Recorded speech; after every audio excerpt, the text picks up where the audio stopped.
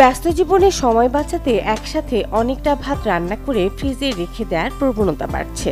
অনেকেই ভাবেন ফ্রিজ থেকে বের করে গরম করলেই খাবার নিরাপদ হয়ে যায়, কিন্তু পুষ্টিবিদদের মতে এই অভ্যাস একেবারেই স্বাস্থ্যকর নয়।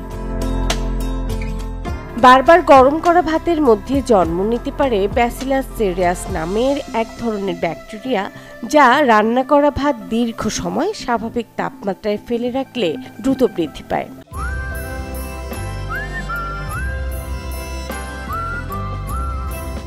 পুনরায় গরম করার সময়ও এরা সক্রিয় থেকে যায় এবং খাবারের মধ্যে টক্সিন ছড়িয়ে দেয়।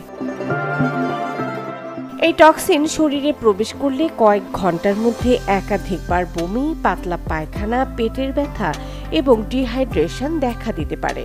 গুরুতর ক্ষেত্রে শরীর দুর্বল হয়ে পড়ে এবং হাসপাতালে ভর্তি হওয়ার প্রয়োজন হতে পারে। তাহলে উপায়?